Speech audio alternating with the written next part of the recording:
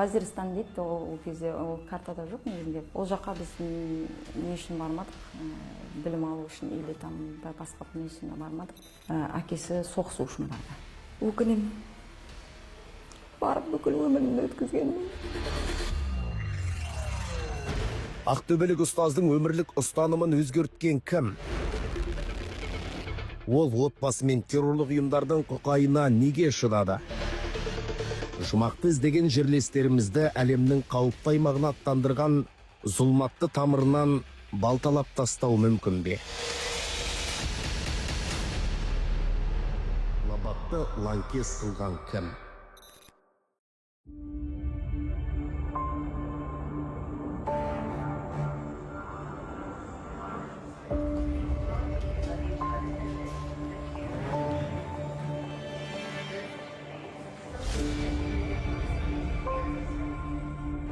Бұл рейсті Лабат Нұрымбаеваның жақындары ұзақ күтті. Лаңкестерге қосылып, хабар ошарсыз кеткен қыздарын табудан күдерін үзбепті. Ол араға 17 жыл сап оралды.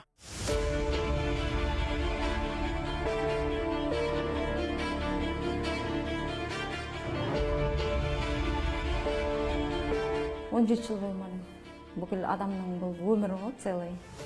Еш нәрсені мысалы помню деп айта алмаймын. Еш нәрсе бәрі өзгерген. Бәрі өзгерген. Даже тумаларын ешкім танымай жатырмын, даже кейбіреулерін. Мамам тірі. Мен танымай жатырген. Лабат 45 жаста, бастауыш сынып мұғалімі. Ағылшын тілі пәнінен де сабақ берген. Айтылуша, жолдасы өмірден опа таппаған, интернеттегі экстремистік идеологияға арбалған, жазықсыз жандарды табанға салған, содырлардың ағына жығылған. Оңай әрі төте жолмен жұмаққа жетуді ойлап, Вазиристанға аттанған.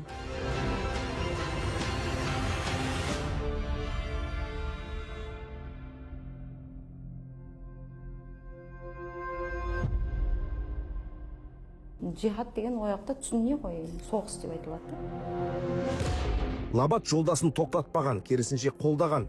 Анасын, бауырларын, оқушыларын тастап, өзі де жанкештілерге қосылған. Күйеулері қандай дінді түсінбеген болса, әйелдер де сондай жаңағы. Әлбетте. Отқа да, суға да барып кете бермеу керек қой жаңағы. Бұлардың қате түсінігі осы елді күпірге шығарып, осы елде қалып кетсе, әйелі мен бала шағаң кәпірлердің арасында қалды. Біз сондықтан алып кетеміз дейді.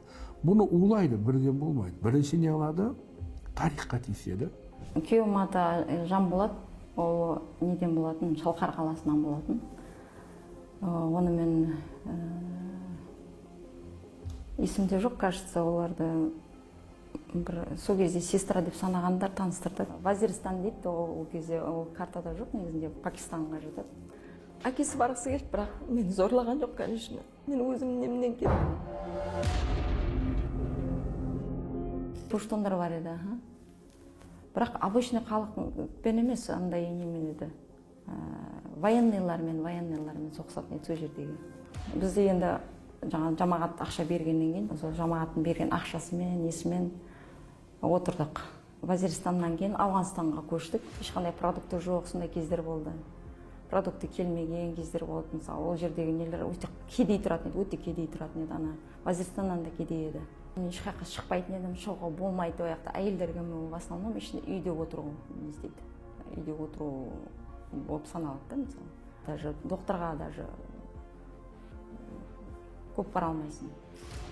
Ауғанстанның тыныштығы бұзылғалы жарты ғасырға жуықтады. Содан бері аталмыш аймақ түрлі террористік күштердің мекеніне айналды. Әлемдік державаларда өз геосаяси мүдделерін тықпалады. Радикалды ағымдардың күшеюі, әртүрлі әрекеттерге баруы, тіпті мынау қазіргі Даишты айтайық, Сириядағы, болмаса Ауғанстандағы, болмаса мысалы басқа да көптеген радикалды топтарды айтайық, мұсылман халқының исламнан алшақтауы, ол кімге тиімді? Мүдделі топтарға, болмаса жаңағы исламды өзінің басты дұшпаны ретінде қарайтын кейбір ұйымдарға әлемде әртүрлі саясат жүріп жатыр. Әртүрлі мемлекетаралық қатынастар бар, әртүрлі террористік топтар бар. 500-ге жуық террористік радикалды топтар болатын болса, соның біразы исламның атынан әрекет жасап жатыр. Бұл да әрине өз кезегінде исламофобияға үлес қосып жатыр деп айтуға негіз бар. Жолдасым содан кейін оның алдында өте көп не істеп жүретін еді, ауырып жүретін еді. Қайтыс болардың алдында маған айтты, балдарды алып нереге Сирия жаққа бар деді. Ол жақта адамдар бар, көп көмектеседі деді. Сонымен сол айтқанын тыңдап Сирияға бардым. Таухид уа джихад, кажется, сол жамаатта. Өзбектер жақын көп екен. Катиба Таухид уал джихад халықаралық террористік ұйым. Сапындағы содырлардың көбі өзбек ұлтының өкілдері. Негізін қалағандардың бірі Абу Салох Әл-Өзбеки. Шын аты жөні Сироджиддин Мұхтаров. Қырғызстан Республикасында дүниеге келген, Дамаскіде жүріп, джихадшыларға арбалған.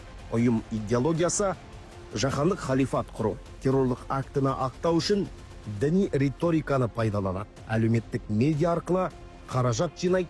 2024 жылы бұлар Хайят Тахирир Аш-Шам лаңкестерімен бірге Сирияның бірнеше елді мекенін басып алды. Біріккен ұлттар ұйымы мен ақш Катиба Таухид уал джихад ұйымын террористік деп танып, әлемнің көптеген елдері қызметіне тыйым салды.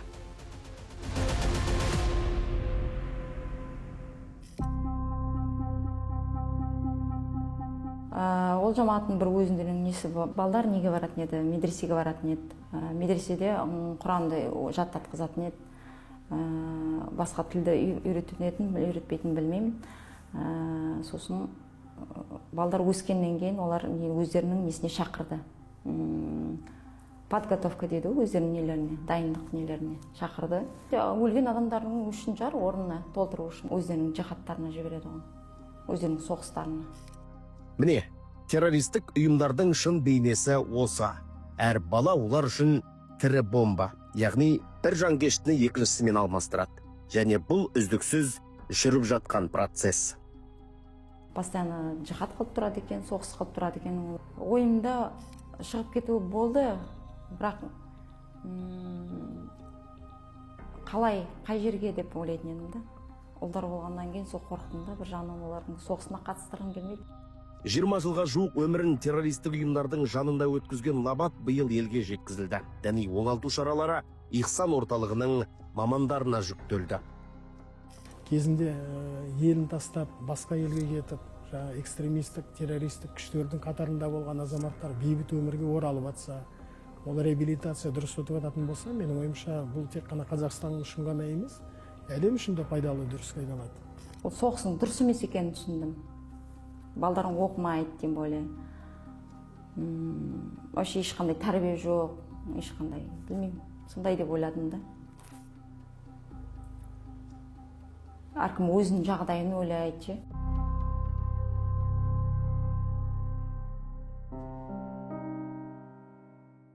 Енді қараны кимеймін, енді одан қайтып, қара киімін кимеймін.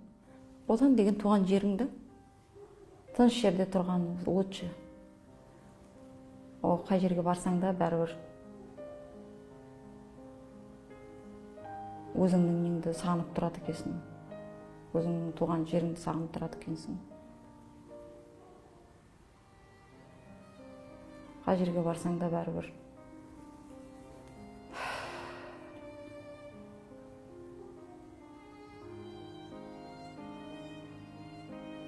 Соғыс керек емес, бейбітшілікте тұрған жақсы наоборот. Әкесі барғысы келді, бірақ мені зорлаған жоқ, конечно. Мен өзім немнен кеттім. Мен балдарымды алып кеттім. 2 бала қалмасын деп кеттім, бірақ өзім 6 баламен кетіп келдім. Туған жерінің қасиетін аяққа тепкен ол лаңкестердің қасіретін шекті. Ата жолынан адасып, бөтеннің боданында болды. Сонда Лабатты лаңкес қылған кім? Өзі ме, жолдасы ма? Әлде қоғам кінәлі ме? Бәлкім бұған жауап іздеудің мәні де қалмаған шығар. Ол үшін қазір бір ғана ақиқат бар. Туған елдің мейірімі оны қайтадан аяққа тұрғызарына сенеді. Өз жері өзекке теппейтінін біледі.